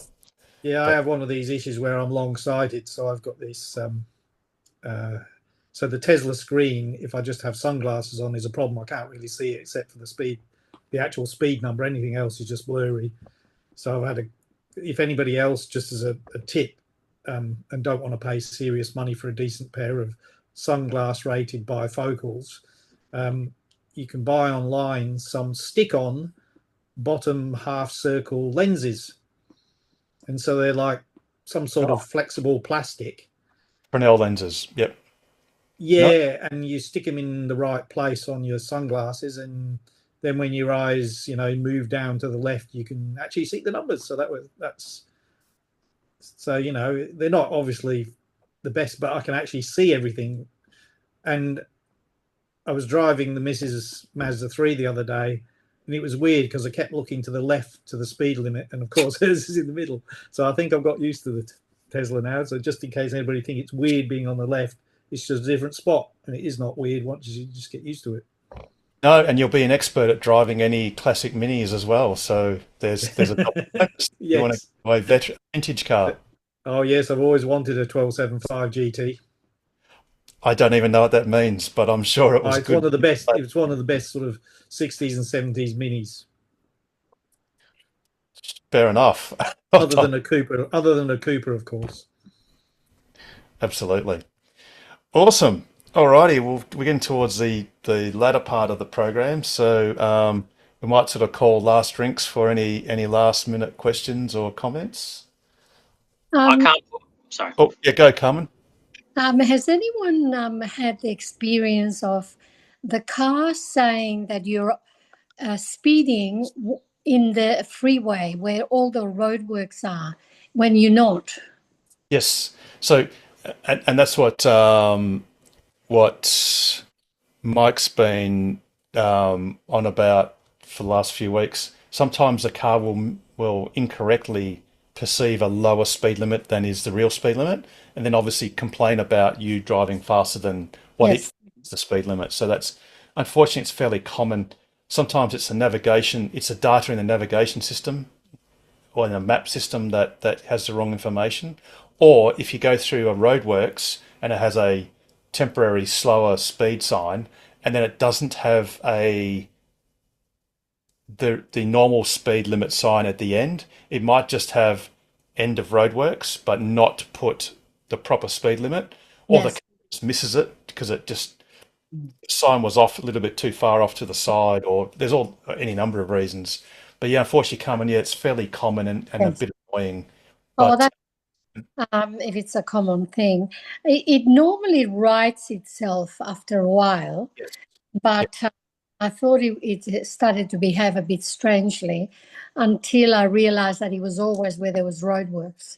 yes, yep. Oh, no, sorry. The other thing too is if you have a lot of witches' hats Oh, yeah. close spaced. Sorry, this is a classic. The speed limit can be still quite high. Like they might not have actually lowered the speed limit, but when the car sees a dense line of witches' hats, it presumes the default speed limit is 40 kilometers an hour, and that's what it will slow down to. And it's quite annoying because I think the actual indicated speed limit is still the normal speed limit, but the car, as a matter of policy, decides that when there's a lot of witches' hats, it just says I need to be doing about 40 k's an hour, and that's what it does. Yeah, that's something else for anyone else who has possibly experienced that. That's what the car does. It's just part of its programming, unfortunately, regardless of what the posted speed limit is. Hmm. Oh, well, that makes sense. Yeah, and obviously, with Tesla's share price, which I'm sure is something you enjoy, Yeah. and well, not necessarily, well, you would have enjoyed it in Christmas last year, maybe not so much at the moment, but I mean, there's a lot of companies that have a lot of volatility, and look, let's face it, I do remember very well in January 2023, Tesla's share price was $108. Actually, I think it went down to 106. Yeah. So we're doing okay.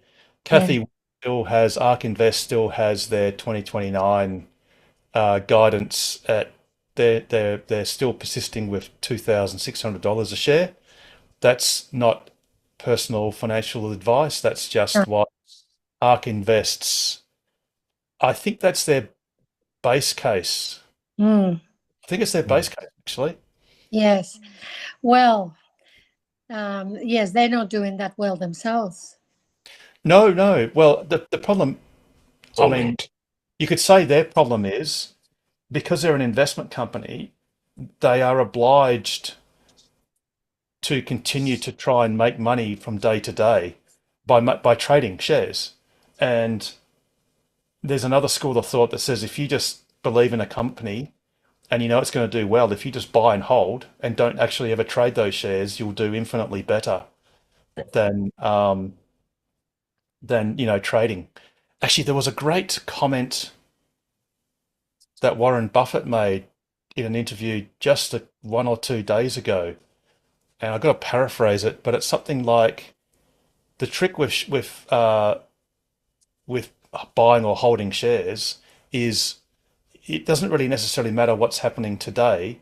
It's if you've done all the research on as many companies as you can, that the company to buy is one that you think is going to do better in the future than all the other companies that you have well researched in comparison to that company. So it's ARK Invest is forced, unfortunately, like many investment companies, to actually continue to trade shares and realize profits.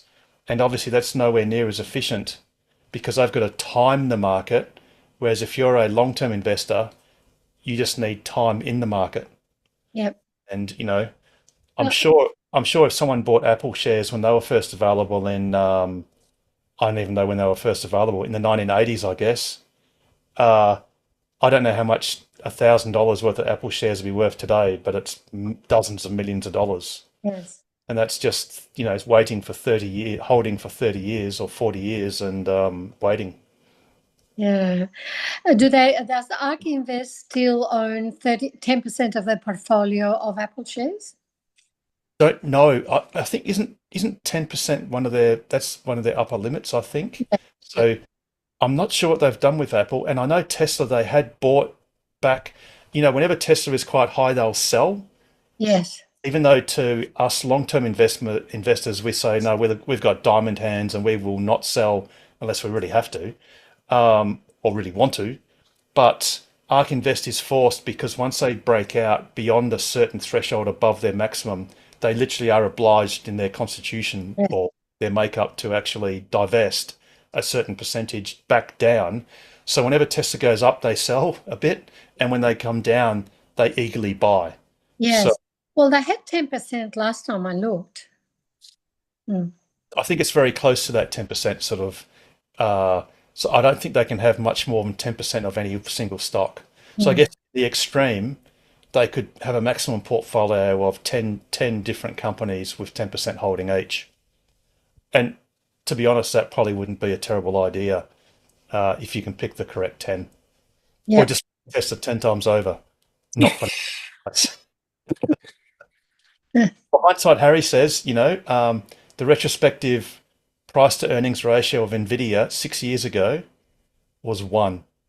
Oh, really? Their entire market capitalization 6 years ago now equals their single year earnings, which meant that obviously Nvidia's share price 6 years ago was vastly less than it is now, which is exactly what's happened. And of course, many people argue that that is a similar case to Tesla, that Tesla in 5 years' time could have earnings equivalent to greater than its present market capitalization. Oh, amazing. Which then obviously means that its share price would substantially be higher than now. But again, that is certainly not investment advice. As Ron Barron says, last one out. He'll be last one out, Ron Barron says. Yes. Yes. And in fact, he'll be posthumously out. There's a few people that have said that'll be the last ones out, including Elon and a few others. So it seems like someone's got to be wrong. Yes, absolutely. But and I believe Warren Buffett's got how many hundreds of billions in cash? Is it 100 billion? More than he's ever had, but his fund is worth a lot more now than it has been in the past as well. But now, even in percentage terms, it's really up there. Yeah, and I'll tell you what, if you want to see Tesla's share price explode, if Warren Buffett buys in, it'll be a short squeeze of the century. Yeah. Because everyone will follow him in. Sorry, not everyone. A lot of the institutions will follow him in. He probably won't touch it over the next year or two. If he does, it'll probably be in 3-4 years, maybe. And hope, because he's quite advanced in age. He'll get a telegram from the president soon enough. Makes it to 100. Mike, you got a hand up. Yep, just a final quickie for those engineers and space enthusiasts amongst us. There's a chap who is quite a good space reporter, chap Eric Berger, if that's how you pronounce it, for Ars Technica, but you can find links through X. You might want to read the article of an interview with one of the 2 astronauts that came back recently. Unbelievably how close they were to being a very sad ending, frankly. A lot closer than we were all led to believe at the time. Yeah. Very interesting. They've done a video. They've done a video interview as well. Yes. Yes. Right. So that video interview was first, and then they had 10-minute sessions with individual reporters, and Eric and the team were last, so they got half an hour with him. And they were, just the short story is that they were zero fault tolerance. So if they'd had another engine failure, they would have not been able to dock with the station and or come home. And they effectively fixed it by doing the old Windows turn off and start again. Works every No, time. I'm not kidding here, guys. Have a read of the article if you're interested in engineering and stuff like that. It's very, very interesting. Sounds good. What a great way to round out the program. Actually, well, that's the second best way to round out the program. I think Pete has the best way to do that. And I guess the rhetorical question is, Pete, how would you round out an awesome program like this, as if we didn't already know? Pretty sure that second last statement is debatable, but as always, stay safe, stay sustainable, and stay ahead of the curve. And the best way to do that is buy a Tesla, join TOCWA, and ask us anything about accelerating the world's transition to sustainable energy. Have a wonderful week, everybody. And I really do look forward to seeing you on next week's episode of TOCWA's Ask Us Anything. Good night, everyone. Good night. Later.